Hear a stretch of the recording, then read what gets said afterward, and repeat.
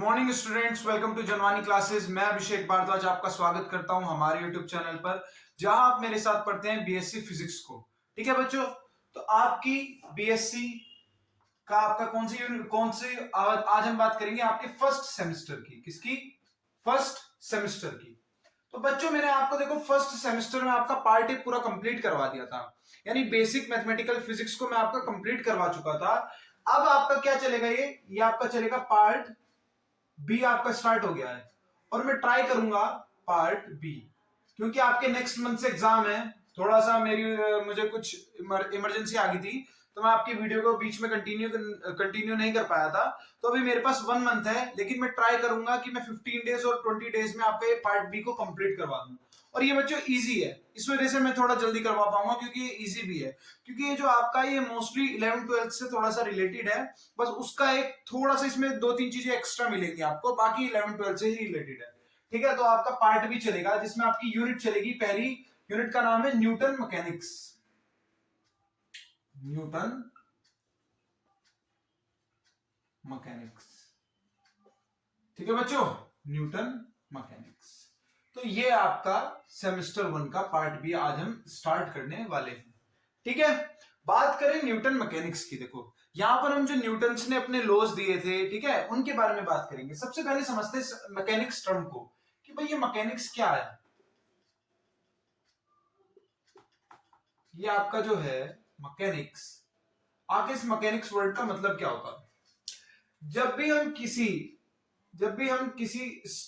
Particle की study करें, study of particle in motion, उसको हम बोल देते हैं क्या? उसको हम क्या बोल देते हैं? मैकेनिक्स बोल देते हैं। ठीक है, उसको हम क्या बोल देते हैं? मैकेनिक्स। यहां पर हम बात किसकी करते हैं? स्टडी करते हैं किसी पार्टिकल की मोशन के अंदर। अब मैकेनिक्स आपके दो टाइप के होते हैं। मैकेनिक्स आपके दो टाइप के होते हैं। एक आपका क्या होता है? डायनामिक।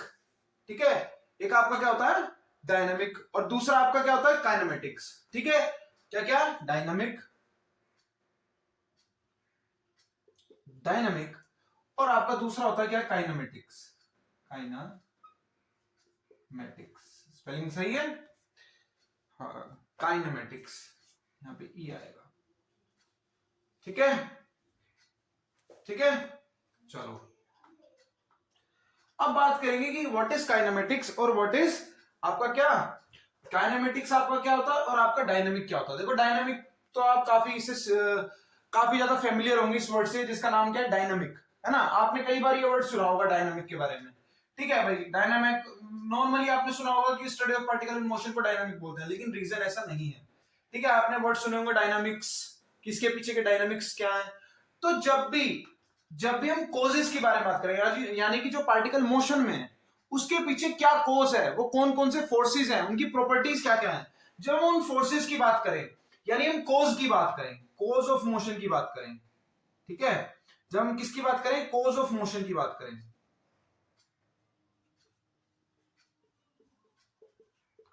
तब हम क्या हो जाएंगे? तब हम बात करेंगे कि वो डायनामिक्स के अंदर आ रहा है। किसके अंदर आ रहा है? डायनामिक्स के अंदर। ठीक है, तब वो किसके अंदर आ रहा है? डायनामिक्स के अंदर आ रहा है।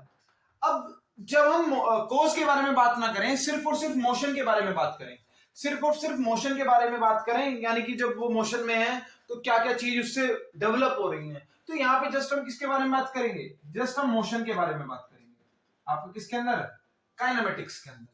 ठीक है, तो डायनामिक्स के अंदर हम किसके बारे में बात करेंगे? कोज ऑफ मोशन के बारे में, उनकी प्रॉपर्टी के बारे में। और यहाँ पे जस्ट हम इसको शॉर्ट में लिखा है बच्चों, जस्ट मोशन में बात करेंगे, क्योंकि आपका एग्जाम ओरिएंटेड तो नहीं है। जस्ट आप जब इस चैप्टर को स्टार्ट करेंगे तो आपको बेसिक पता होना चाहिए, इस वजह से मैंने थोड़ा 4 टाइप में बनाया है। ठीक है, तो जिसे नोट करना है नोट कर लो।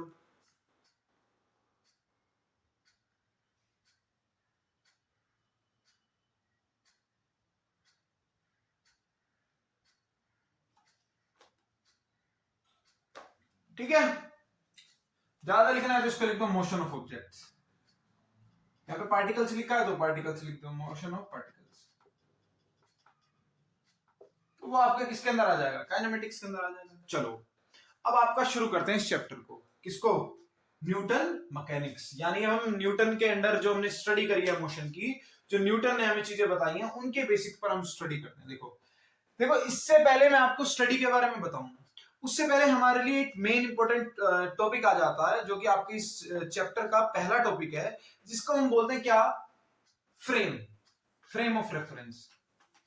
ठीक है, क्योंकि बिना फ्रेम के आप रेस्ट एंड मोशन को स्टडी नहीं कर सकते। ये आपने 9th क्लास का जो आपका पहला चैप्टर है फिजिक्स का, उसमें भी आपने सबसे पहले क्या चीज पढ़ी होगी, फ्रेम्स को ही पढ़ा होगा, है ना, याद करो, फ्रेम ही पढ़ा होगा।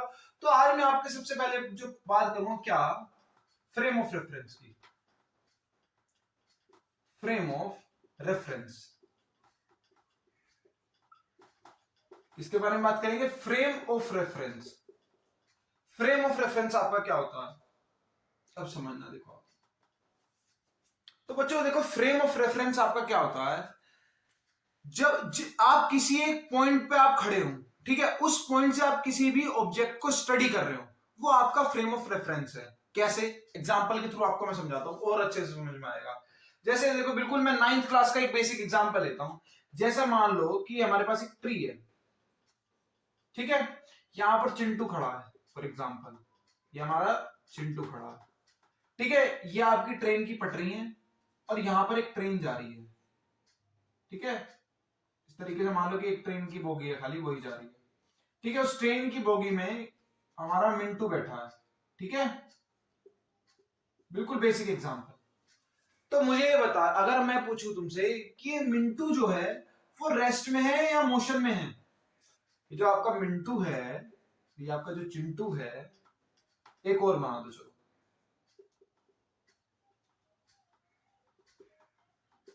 इसका नाम टिंकू रख दो, चलो, ठीक है। अगर मैं आपसे बोलूं कि जो आपका मिंटू है जो ट्रेन के अंदर बैठा है, ये रेस्ट में है कि मोशन में है, तो जो बच्चे इसमें सोच रहे हैं कि ये रेस्ट में है वो गलत है, और जो बच्चे सोच रहे हैं कि ये मोशन में है वो भी गलत है। रीजन, क्योंकि अगर मैं आपसे पूछ रहा हूं, कि भाई ये रेस्ट में है कि मोशन में है, तो सबसे पहले क्वेश्चन जो आएगा, ये 9th क्लास की बेसिक है, सबसे पहले क्वेश्चन क्या आएगा, किसके रेफरेंस फ्रेम से देख रहे हैं हम, यानी किसके रेफरेंस, रेफरेंस क्या होता है, रेफरेंस बेसिकली इंग्लिश का वर्ड है जिसमें हम क्या बोलते हैं कि किसके नजरिए से देख रहे हैं। हिंदी में अगर मैं बात करूं, किसके नजरिए से देख रहे हैं भाई, हम टिंकू के नजरिए से देख रहे हैं या चिंटू के नजरिए से देख रहे हैं, हमको नहीं पता कि मिंटू किसमें है। अब बात सुनो, अगर मैं क्वेश्चन, अभी ये मेरा क्या था, मेरा क्वेश्चन इनकम्प्लीट था, ठीक है, अगर मैं अब तुमसे बोलूं, मुझे बताओ कि मिंटू रेस्ट में है कि मोशन में है, अगर मैं टिंकू के नजरिए से देखूं, यानी टिंकू के फ्रेम ऑफ रेफरेंस से देखूं, ठीक है, टिंकू के फ्रेम ऑफ रेफरेंस से देखूं, ठीक है, तो ये किस में होगा, तब ये रेस्ट में होगा। कैसा होगा, रेस्ट में होगा।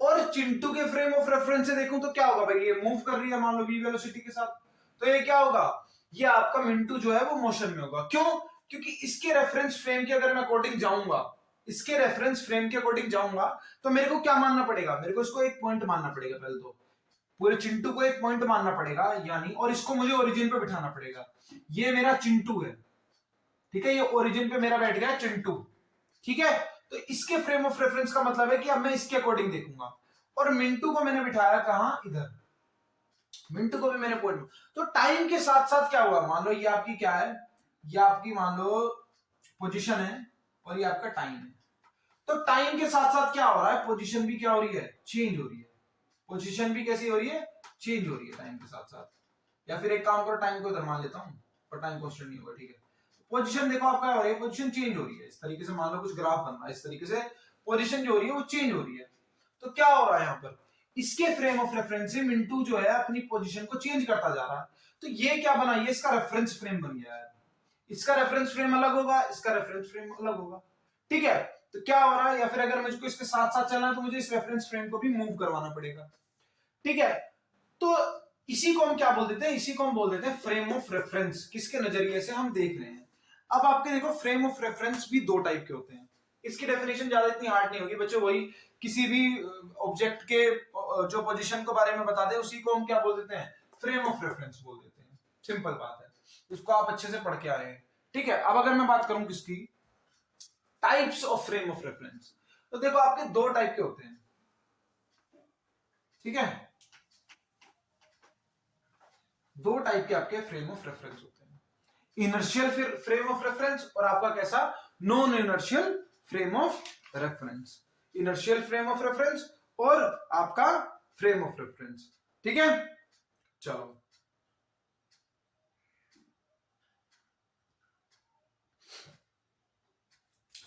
तो आपका क्या क्या आएगा, हम फ्रेम ऑफ रेफरेंस पढ़ रहे थे। ठीक है, ठीक है, फ्रेम ऑफ रेफरेंस आपका क्या आएगा, इसकी डेफिनेशन लिखवा दूं, चलो छोटी सी लिखवा देता हूं। क्या आपका फ्रेम ऑफ रेफरेंस क्या है, बुकिश लैंग्वेज में लिखवा देता हूं वरना तो आप थोड़ा कंफ्यूज हो जाते हो।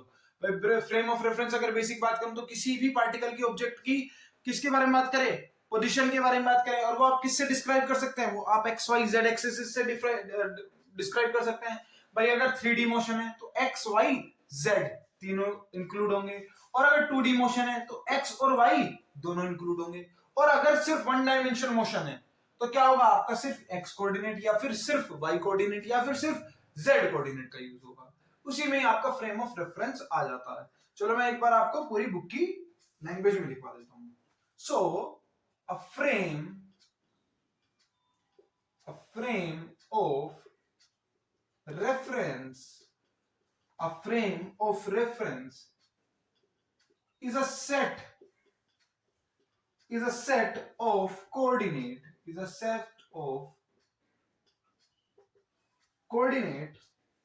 that used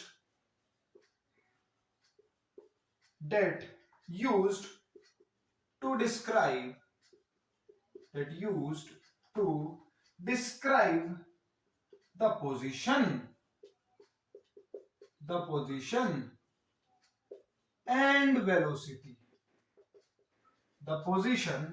and velocity of any object, ठीक है, with respect to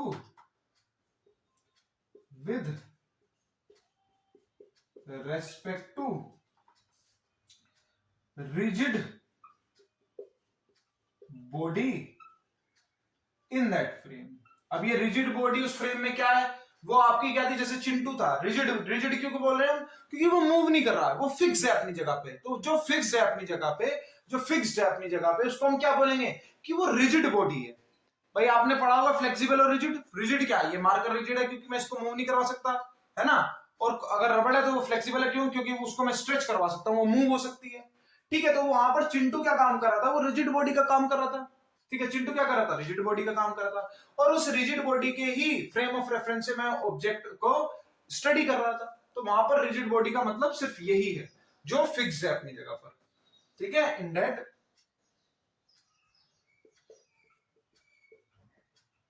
फ्रेम। ठीक है, इन दैट फ्रेम। ठीक है, और द सिंपलीएस्ट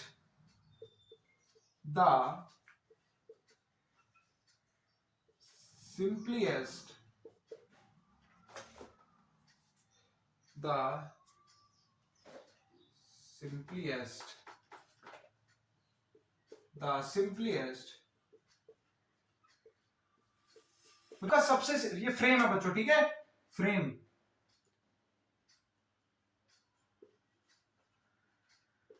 तो जो आपके पास सबसे सिंपलेस्ट फ्रेम ऑफ रेफरेंस होता है वो कौन सा होता है, देखो आपको मैं अभी पढ़ा चुका हूं पार्टी में आपके फ्रेम ऑफ रेफरेंसेस के बारे में। कौन कौन से, 3 टाइप के बताए थे, कार्टेशियन कोऑर्डिनेट, स्फेरिकल कोऑर्डिनेट और सिलेंड्रिकल कोऑर्डिनेट। उनमें सबसे इजी आपका कौन सा था, बताओ, कार्टेशियन था ना।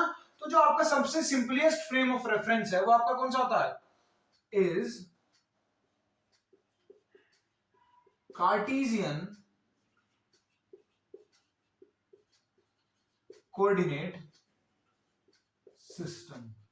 और कार्टेशियन कोऑर्डिनेट सिस्टम को आप किससे रिप्रेजेंट करते हो, एक्स वाई जेड से। ठीक है, क्यों, क्योंकि भाई सबसे इजी, अगर हम किसी भी पार्टिकल की ऑब्जेक्ट की पोजीशन वगैरह को डिस्क्राइब करना चाहते हैं तो सबसे इजी है क्या कि उसके कार्टेशियन कोऑर्डिनेट से हम डिस्क्राइब कर लें। भाई अगर 3 डायमेंशनल है तो क्या करेंगे, एक्स वाई जेड तीनों की हेल्प ले लेंगे। 2 डायमेंशन है तो एक्स वाई या फिर वाई जेड या फिर एक्स जेड की हेल्प ले लेंगे। अगर 1 डायमेंशन है या तो सिर्फ एक्स की हेल्प लेंगे, सिर्फ वाई की हेल्प लेंगे या फिर सिर्फ जेड की हेल्प लेंगे। ठीक है, अब देखो ये तो बात होगी फ्रेम ऑफ रेफरेंस की। अब आपके पास 2 टाइप के फ्रेम ऑफ रेफरेंस होते हैं, कौन कौन से, there are 2 types of frame of reference. देखो अब जब भी मैं FOR लिखूंगा समझ जाना फ्रेम ऑफ रेफरेंस, ये मुझे बार बार ना बताना पड़े और बार बार आप कमेंट करके ये ना पूछें कि सर ये FOR क्या है। अभी बता रहा हूं फ्रेम ऑफ रेफरेंस, ये शॉर्ट में लिख दिया। आप भी नोट्स बनाओ तो थोड़ा शॉर्ट में बनाओ, इससे आपको ज्यादा कंफ्यूजन ना हो। तो आपका FOR क्या है? Frame of reference. ठीक है, फ्रेम ऑफ रेफरेंस, इसको हम किससे डिनोट करेंगे? FOR से। तो आपके दो टाइप के फ्रेम ऑफ रेफरेंस होते हैं। पहला कौन सा होता है? पहला आपका होता है inertial frame of reference, inertial frame of reference. ठीक है, और सेकंड आपका होता है non inertial frame of reference, non inertial frame of reference. अब पॉइंट आएगा कि ये इनर्शियल फ्रेम ऑफ रेफरेंस क्या होता है और non inertial frame of reference क्या होता है। तो बच्चों ये भी मैं ऑब्वियसली आपको बताऊंगा कि अब हमारी नेक्स्ट सब हेडिंग्स होंगी, उससे पहले आप इसको नोट कर लो अपने नोट्स में। ठीक है, या फिर इसका स्क्रीनशॉट ले लो, जो भी आपको करना है करो, लेकिन जल्दी करो।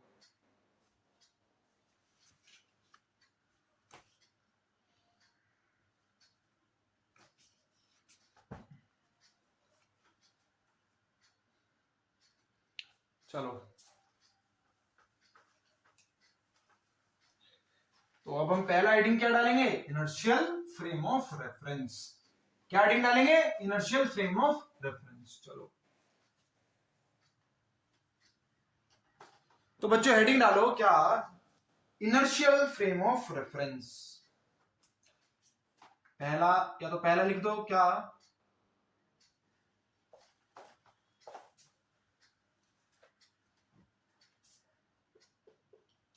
क्या लिखोगे? Inertial frame of reference. देखो इनर्शियल फ्रेम ऑफ रेफरेंस क्या है? जब मेरे पास पार्टिकल जो है वो रिजिड है, ठीक है, एक पार्टिकल रिजिड है और जो दूसरा पार्टिकल भी मेरे पास रिजिड आ जाए, या फिर वो पार्टिकल जो है वो कांस्टेंट वेलोसिटी के साथ मूव कर रहा हो, तो उसको मैं बोलता हूं क्या? मेरा इनर्शियल फ्रेम ऑफ रेफरेंस। यहां यानी कि इसमें क्या आएगा? अगर कोई पार्टिकल कांस्टेंट वेलोसिटी के साथ मूव कर रहा है तो उसको मैं बोलूंगा क्या? Inertial frame of reference. Inertial frame of reference यानी जैसे जैसे मान लो मेरे पास क्या होता, याद करो एग्जांपल, मिंटू मूव कर रहा था, मान लो मैं क्या करूं, चिंटू को भी साथ साथ मूव करवा दूं। ठीक है, यानी अगर मिंटू इधर है, थोड़ी देर में मिंटू मान लो फॉर एग्जांपल इधर आ जाएगा, तो मैं इतना ही इस फ्रेम को भी मूव करवा दूंगा, इतना ही इस फ्रेम को भी मूव करवा दूंगा। तो ये जो मेरे पास फ्रेम आ रहा है, इसी को मैं क्या बोल दूंगा? इसी को मैं इनर्शियल फ्रेम ऑफ रेफरेंस बोल दूंगा। सिंपल बात है। ठीक है, यानी वो फ्रेम ऑफ रेफरेंस जो आपका क्या हो रहा हो? कांस्टेंट वेलोसिटी के साथ मूव कर रहा हो, या फिर रेस्ट में हो, या वो मूव ही नहीं कर रहा है फिर। ठीक है, या फिर वो मूव ही नहीं कर रहा है। ठीक है, इसी को हम क्या बोल देते हैं? इसी को हम इनर्शियल फ्रेम ऑफ रेफरेंस बोल देते हैं। ठीक है, सिंपल डेफिनेशन हो जाएगी बहुत ज्यादा। ठीक है, क्या है आपकी बुक में, क्या लिखी है इसकी definition? A frame of reference, a frame of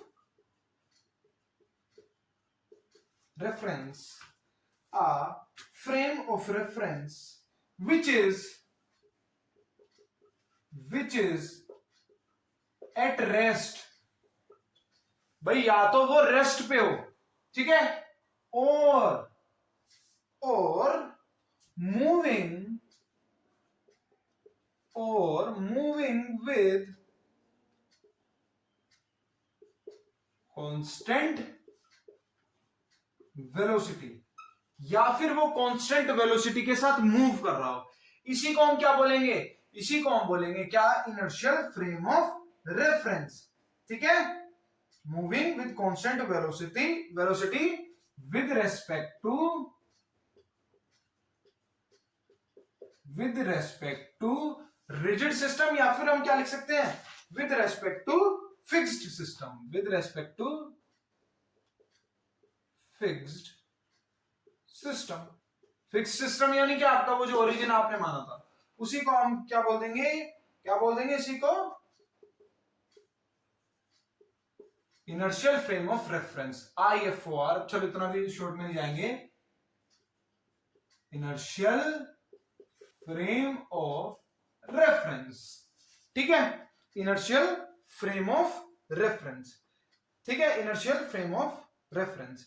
जैसे अगर हम बात करें क्या, आपका फोर्स क्या होता है भाई, आपका फोर्स क्या होता है, change in velocity, sorry change in momentum upon क्या, आपका मान लो फोर्स होता है, फोर्स आपका क्या होता है, change in momentum upon change in time.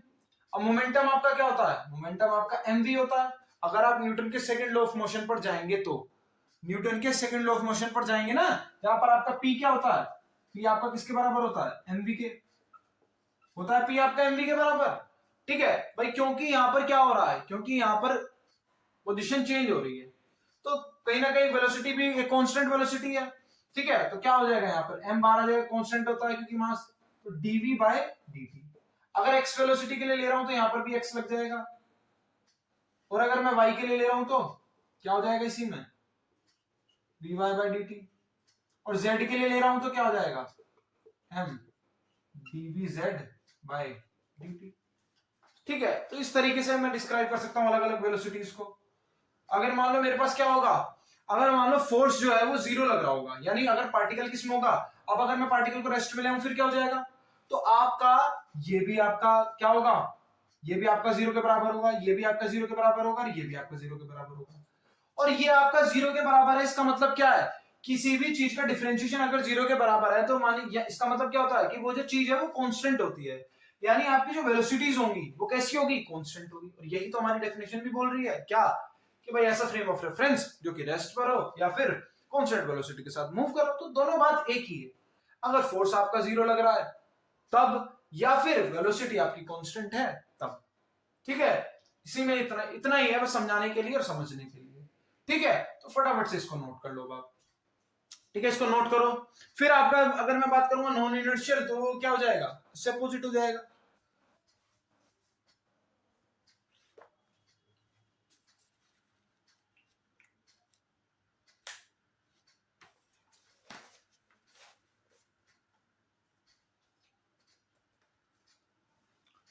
ठीक है, चलो अच्छा, एग्जांपल्स की अगर मैं बात करूं, फ्रेम ऑफ रेफरेंस के आपके एग्जांपल की बात करूं, तो आपके एग्जांपल्स क्या क्या होंगे, क्या एग्जांपल हो सकते हैं बताओ। अब आप ही मुझे बताएं, थोड़ा सा टाइम देता हूं मैं आपको, बताने का मतलब मेरा होता है कि आप कमेंट सेक्शन में हल्का सा बताने का ट्राई करें कि यहाँ पर मैंने बात किसकी करी है, तो रेस्ट में या फिर कांस्टेंट वेलोसिटी में फोर्स लग रहा हो आपका, है ना, या फिर मतलब कांस्टेंट वेलोसिटी हो, तो इस टाइप के आपके मोशन कौन कौन से होते हैं। अगर मैं आपको इनर्शियल फ्रेम ऑफ रेफरेंस के बारे में बात करें, तो हम किन एग्जांपल्स को डिस्क्राइब कर सकते हैं, बताओ, कमेंट कर कर बताओ जल्दी से, मैं देखूंगा बाद में, इतने मैं आपको बता देता हूं। देखो बताओ एग्जांपल कौन कौन से होते हैं, बताओ। देखो, जो आपका अर्थ का रोटेशन होता है ना, जो आपका अर्थ का रोटेशन होता है वो आपका इनर्शियल फ्रेम ऑफ रेफरेंस का एग्जांपल होता है। ठीक है, तो इसको भी आप लिख दो, क्या अर्थ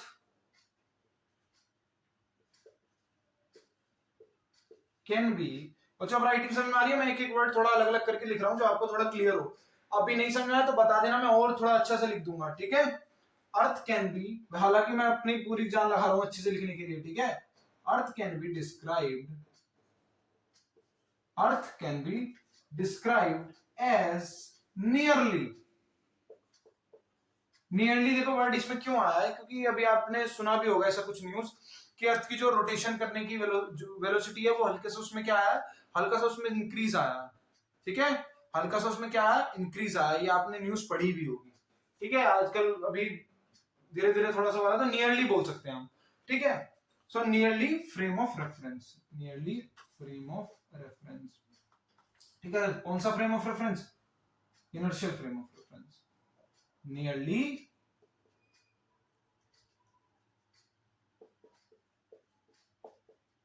इनर्शियल फ्रेम ऑफ रेफरेंस। तो जो आपकी अर्थ है उसको भी आप डिस्क्राइब कर सकते हो क्या, कि nearly earth of inertial frame of reference है, क्यों, एज इट हैज क्या, it has finite, finite and very defined centripetal force, है ना। ठीक है, वेरी डिफाइंड एंड स्मॉल क्या, सेंट्रीपिटल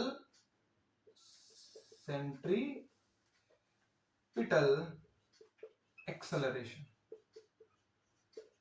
जिससे क्या कर रही है, मूवमेंट कर रही है।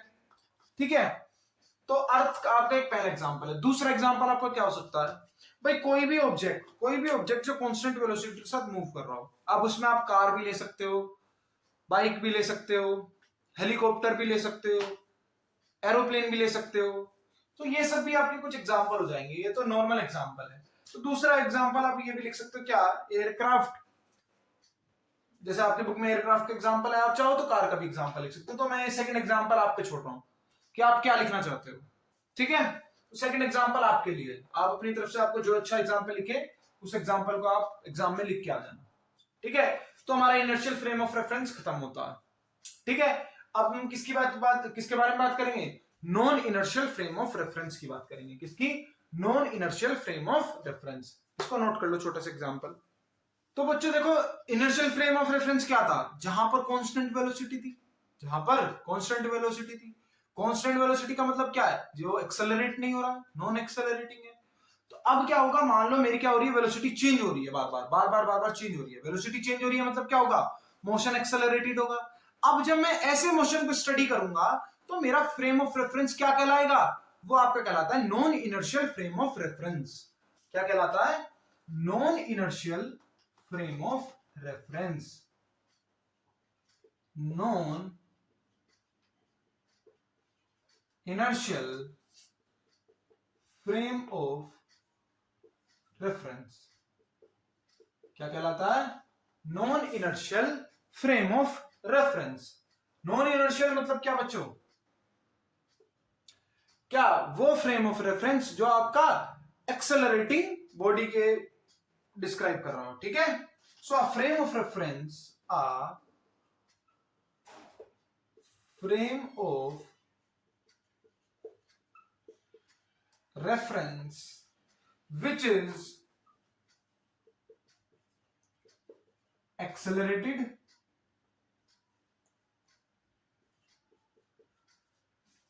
which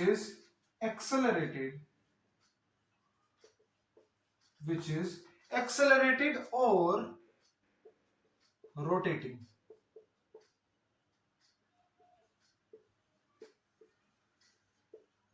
is called non-inertial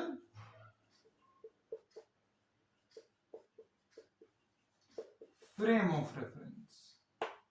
ठीक है, इसी को क्या बोल देते हैं, non inertial frame of reference.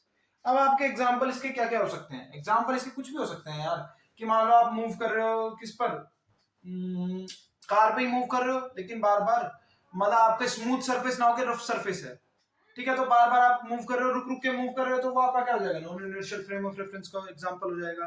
ठीक है, तो यही सब है इसके एग्जांपल, ऐसा कुछ पर्टिकुलर एग्जांपल नहीं है, आप अपनी तरफ से लिख सकते हैं। ठीक है, तो ये तो सिंपल है कि non inertial frame of reference.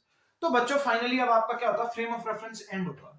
तो आई होप आपको फ्रेम ऑफ रेफरेंस काफी अच्छे से क्लियर हो गया होगा कि आपका फ्रेम ऑफ रेफरेंस क्या है। ठीक है, क्लियर हो गया ना आपका, भाई फ्रेम ऑफ रेफरेंस क्या है, जो भी पोजीशन को या वेलोसिटी को डिस्क्राइब करे वो आपका क्या है, frame of reference. Frame of reference भी बाद में दो टाइप के हो गए आपके, इनर्शियल फ्रेम ऑफ रेफरेंस और non inertial frame of reference. Inertial frame of reference आपका क्या था, जो कि नॉन एक्सेलरेटिंग बॉडीज के बारे में बात करे, यानी ऐसी बॉडीज जो कि या तो रेस्ट में है या फिर कांस्टेंट वेलोसिटी के साथ मूव कर रही हैं। और non inertial frame of reference आपका क्या है, जो कि एक्सेलरेटिंग बॉडी के साथ बात करे, यानी हर पॉइंट ऑफ टाइम पे क्या हो रहा है, आपकी जो वेलोसिटी है वो चेंज हो रही है, जैसे सर्कुलर मोशन। एग्जांपल है सर्कुलर मोशन भी आपका ना, भाई रोटेटिंग मोशन यहां मैंने लिख दिया है, ये लिखा रोटेटिंग मोशन। ठीक है भाई, सर्कुलर मोशन में रोटेट होता है ना, रोटेशन होता है, तो रोटेटिंग मोशन। ठीक है, तो इसे को आप क्या बोलते हैं, non inertial frame of reference. Easy, तो फ्रेम ऑफ रेफरेंस अब आपका क्लियर हो गया होगा। अब नेक्स्ट टॉपिक जो मैं आपको बताऊंगा वो आपका 9th क्लास का टॉपिक है, बहुत इजी है, यानी वो जो आपने पढ़ा होगा आपका न्यूटन्स की इक्वेशंस को, है ना। आपका टॉपिक नेक्स्ट क्या है, न्यूटन वाला ही है मेरे ख्याल से। लेट मी चेक फर्स्ट, पहले मैं एक बार चेक करके बताता हूं आपको।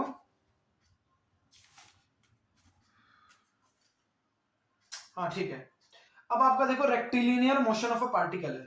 ठीक है, ठीक है, ये हम बच्चों पढ़ कर रहे हैं, न्यूटन मैकेनिक्स पढ़ रहे हैं, जिसमें आपकी यूनिट 1 क्या है भाई, सिस्टम ऑफ पार्टिकल है, dynamic of a system of particle है आपके चैप्टर यूनिट का नाम, dynamic of a system of particle.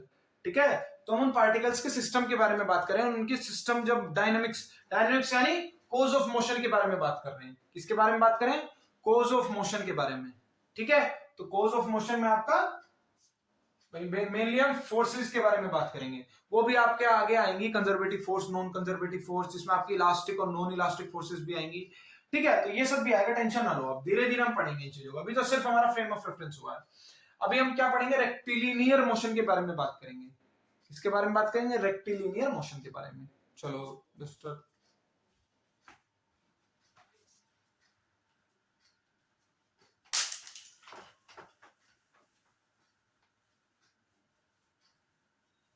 ठीक है, तो मुझे हेडिंग डालो, अब देखना, अपना हेडिंग डालो, rectilinear motion of a particle. ठीक है, rectilinear motion of a particle. अब रही rectilinear motion of a particle क्या होता है। ठीक है, rectilinear motion of a particle क्या होता है, देखो जब भी आप स्ट्रेट लाइन में मोशन कर रहे हो, इसी को सिंपल बोल देते हैं rectilinear motion of a particle. ये आपने लाइट रेज जब पढ़ी होंगी ना, तो उसमें भी आपने rectilinear motion of a light के बारे में पढ़ा होगा। ठीक है, तो सिंपली अगर मैं इसकी डेफिनेशन पर जाऊं, बहुत छोटी छोटी डेफिनेशन है, लिख लो क्या, रेक्टिलिनियर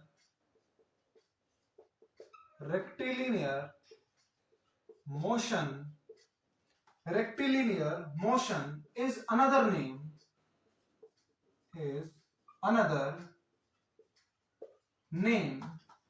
of straight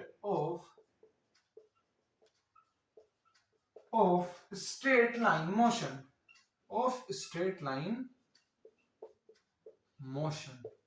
ठीक है, ये आपका क्या है, दूसरा नाम है क्या, स्ट्रेट लाइन में मोशन का, यानी कोई भी पार्टिकल एक स्ट्रेट लाइन में मोशन कर रहा है, यानी वन डायमेंशन में मोशन कर रहा है, इसी को हम क्या बोलते हैं, रेक्टिलिनियर मोशन। ठीक है, एंड it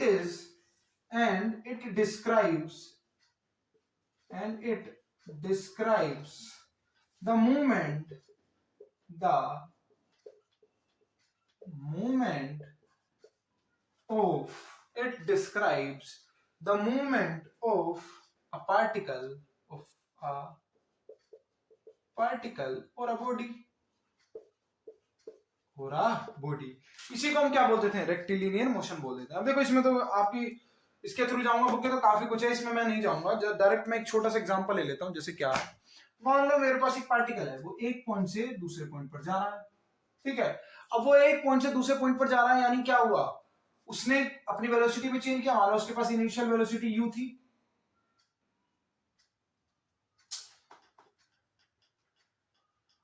ठीक है, u थी, फाइनल वेलोसिटी क्या थी, v थी, यानी एक वो a एक्सेलरेशन के साथ गया।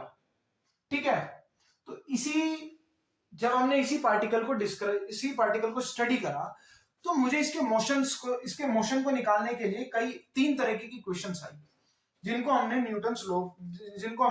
इक्वेशंस ऑफ मोशन का नाम दे दिया। वो आप अपनी 11th 12th क्लास में पढ़कर भी आए होंगे, 9th में पढ़कर आए होंगे। कौन कौन सी थी आपकी, वो याद करो, v equals to u plus a t, second आपकी क्या थी, s equals to ut plus half a t square, third आपकी क्या थी, v square equals to u square plus 2as। यही थी तीनों। अब हम क्या करेंगे, इनको प्रूव करेंगे। अब इन तीनों को स्टेप बाय स्टेप मैं आपका प्रूव करवा देता हूं, थोड़ा आपके लिए इजी हो जाएगा। ठीक है, हालांकि ये प्रूव करवाने का मेरा मन तो नहीं है, लेकिन मैं फिर भी करवा दूंगा, क्योंकि कुछ बच्चे जिनके बेसिक्स वीक होंगे, उनको नहीं आता होगा अभी इनका डेरिवेशन, और इनका डेरिवेशन आ भी सकता है आपके एग्जाम्स में सॉरी। तो मैं आपके एग्जाम्स पॉइंट ऑफ व्यू से बात करूं तो मैं इसका तब भी करवा देता हूं। ठीक है, चलो इसको नोट करो, simple rectilinear motion of a particle को नोट करो।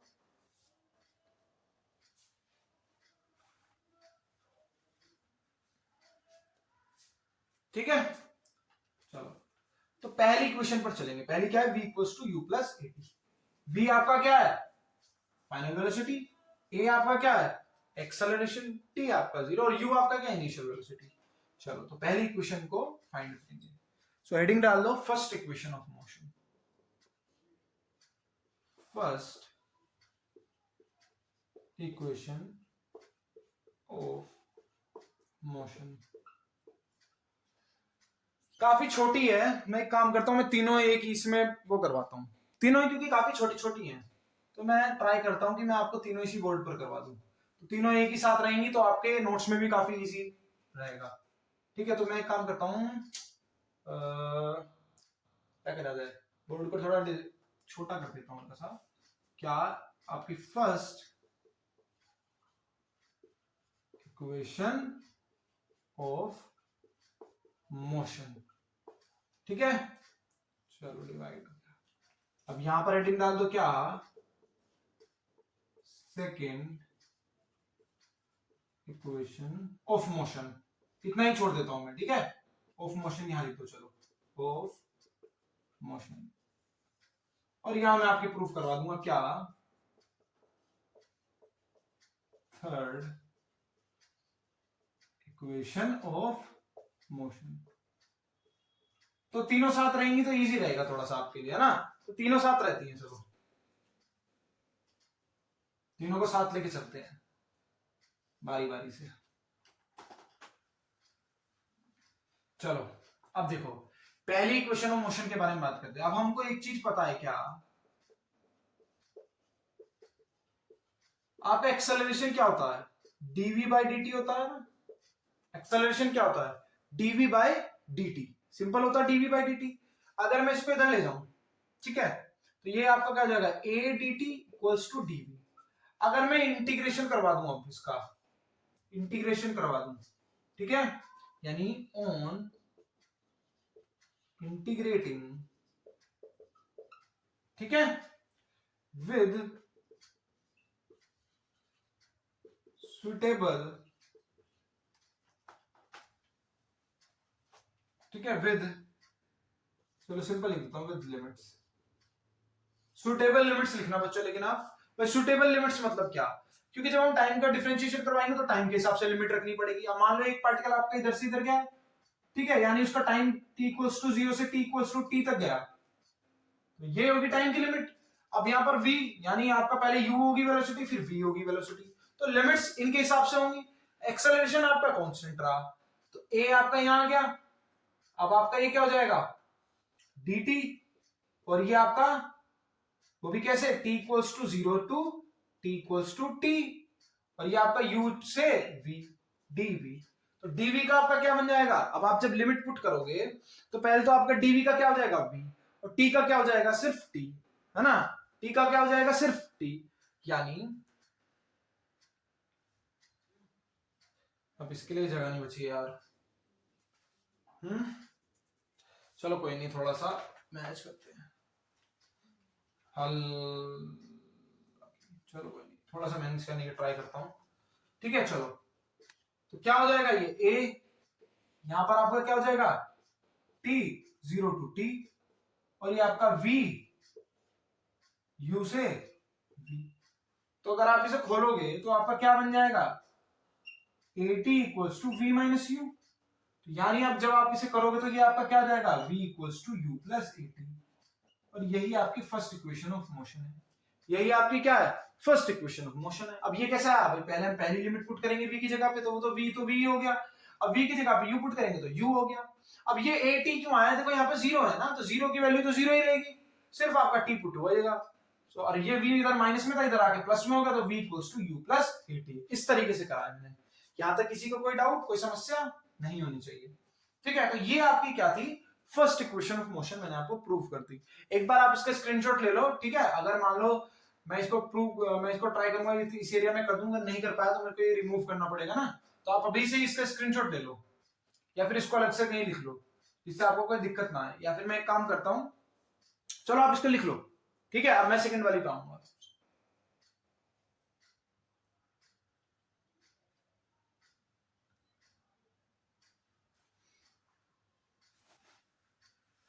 चलें, अब देखना, अब सेकंड वाली आपको पता है क्या, मैं सेकंड वाली में पढ़ता हूं क्या, वेलोसिटी के बारे में। वेलोसिटी आपकी क्या होती है, change in displacement upon change in time. Change in displacement upon change in time आपकी क्या होती है, वेलोसिटी होती है। अब वेलोसिटी मैंने अभी प्रूफ करी है, वेलोसिटी आपकी क्या होती है, u प्लस एटी। वेलोसिटी आपकी क्या होती है, u प्लस एटी। तो इसको क्या करो, इसको पुट कर दो यहाँ पे, यानी u plus a t equals to d s by d t. अब इस t को क्या करो, इधर लेके चले आओ, यानी u d t plus a t d t equals to d s. Confusion हो रही है तो एक काम करो, इनको ब्रैकेट में कर दो, ठीक है। अब वापस से क्या करो, इंटीग्रेशन कर दो, मैं इसको रिमूव कर देता हूं, ठीक है। चलो अब ये क्या हो जाएगा, देखो यहाँ पे इंटीग्रेशन करो। मैं एक काम करता हूँ बच्चों, इसको दोबारा से करवाता हूँ, ये एक साथ हो नहीं पाएगी है ना, क्योंकि थोड़ा इनके लिए एरिया ज्यादा चाहिए। यहाँ तो हमारी हो गई गड़बड़ कि हमको लगेगा पूरा बोर्ड लगाएंगे अच्छे से। तो हेडिंग डाल दो सेकंड लॉ ऑफ मोशन। क्या कर रहे थे हम, सेकंड लॉ नहीं बेटे, second equation of motion, second equation of motion. तो सेकंड इक्वेशन ऑफ मोशन आपकी क्या थी, हमको एक चीज पता है क्या, कि आपकी जो वेलोसिटी है वो क्या होती है, ds बाई डी टी, यानी change in displacement by change in time. यही आपकी क्या होती है, यही आपकी क्या होती है, वेलोसिटी होती है, ठीक है। तो अगर मैं इसको इधर ले जाऊं तो क्या हो जाएगा, v d t by d s, v d t by d s, है ना, v d t by d s. चलो अब क्या करते हैं हम, क्योंकि यहां पर dt है, यहां पर dt है, अब एक काम करते हैं क्या, इसका इंटीग्रेशन कर देते हैं। मैं यहीं पे इस बार थोड़ा और शॉर्ट में करता हूं, इसका यहीं इंटीग्रेशन कर देता हूं। So on integrating both sides, ठीक है। चलो तो ये v तो ऐसे ही रहेगा, क्योंकि अब हम इंटीग्रेशन कर रहे हैं dt का, तो वो क्या हो जाएगा, t हो जाएगा, क्या हो जाएगा, t हो जाएगा, ठीक है, t हो जाएगा, क्या हो जाएगा, t हो जाएगा। और ds का क्या हो जाएगा, s हो जाएगा, ds का क्या हो जाएगा इंटीग्रेशन करने पे, s आ जाएगा, है ना। अब देखना v मेरा क्या है, v है मेरा u प्लस एटी, और ये मेरा t बाहर आ गया और ये s आ गया। इसको और सोल्व करेंगे तो क्या होगा, t की मल्टीप्लाई करो ut। अब देखो मैंने यहां पर हल्की सी मिस्टेक कर दी, वो क्या करिए अब समझना जरा, लिमिट्स नहीं लगाई ना बच्चों, यहां पर लिमिट्स भी तो लगानी है, लिमिट्स लगाते हैं अभी, लिमिट्स लगाएंगे पहले तो, ठीक है। तो लिमिट्स लगाओ पहले तो, क्या इंटीग्रेशन करवाएंगे हम दोनों साइड पे, तो क्या होगा देखो, u dt प्लस एटी और क्या dt, और यहां पर इसका इंटीग्रेशन अलग करो, इसका इंटीग्रेशन अलग करो, और आपका t equals to zero to t, और इधर भी t equals to zero to t, और आपका यहां पर क्या होगा देखो, s equals to s naught मान लो, यानी इनिशियल डिस्प्लेसमेंट। और आपकी इनिशियल डिस्प्लेसमेंट बच्चों थी कितनी, जीरो ही थी, तो यहां पर आप जीरो ही पुट करो भाई। आप जब आपने मोशन ही स्टार्ट नहीं करा तो आपकी डिस्प्लेसमेंट क्या है, जीरो ही तो है भाई। डिस्प्लेसमेंट आप कब मेजर कर सकते हो, जब आप एक पॉइंट से दूसरे पॉइंट पर गए। अब यहां तो आपकी कोई डिस्प्लेसमेंट ही नहीं हुई, जीरो थे क्योंकि रेस्ट में थे। यहां आपने करा तो आप जीरो से फॉर एग्जांपल s डिस्टेंस तक गए, ds ये आपका क्या आएगा, ds आ जाएगा निकल कर, ठीक है। आप देखो इससे आगे कैसे करेंगे, इससे आगे देखो जरा, इधर कर देता हूं, अब समझना। अब इस u dt, u तो कांस्टेंट की तरह काम करेगा तो u बाहर आ जाएगा, और dt का क्या हो जाएगा, t लिमिट पुट करोगे तो t ही आएगा dt प्लस, अब देखो यहां पर a बाहर आ जाएगा, और आपका क्या बचेगा, t dt। ये वही वाली बात है कि जब आप x का डिफरेंशिएशन करवाते हो तो क्या होता है, इसका क्या हो जाता है, x की power n plus one, n क्या है 1, तो 1 प्लस 1 2 बाय कितना 2, इसी तरीके से तो होता है। सेम ऐसे ही करेंगे तो क्या हो जाएगा इसका,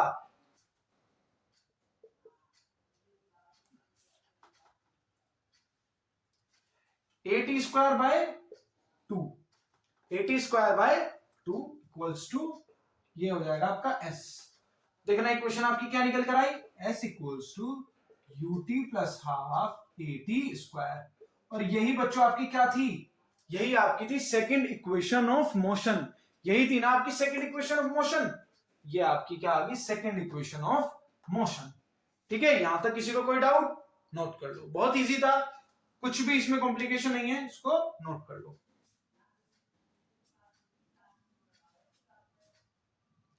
अब देखो बच्चों आपकी दूसरी बची क्या, थर्ड इक्वेशन ऑफ मोशन। ये सब आपका 9th क्लास का है, तो देखो ये मैं आपको एज ऑलवेज एक होमवर्क देता हूं, तो जो आपका ये थर्ड इक्वेशन ऑफ मोशन होने वाली है, कौन सी, थर्ड इक्वेशन ऑफ मोशन, ये आपका होमवर्क है, आपको करना ही करना है, ये मैं नहीं करवाऊंगा, ये आपको करना है बच्चों, बहुत इजी है। अगर कोई बच्चे ऐसा होता है कि जिस पर नहीं हुई थर्ड इक्वेशन ऑफ मोशन, तो कमेंट कर मुझे इस वीडियो के एंड में बताना कि सर हम पे नहीं, लेकिन ट्राई जरूर करना बच्चों, क्योंकि काफी इजी है, बहुत ज्यादा इजी है। एक सिंपल आपको हिंट दे देता हूं मैं, चलो जिन बच्चों को डाउट आए उनके लिए मैं छोटा सा एक हिंट रख देता हूं, क्या,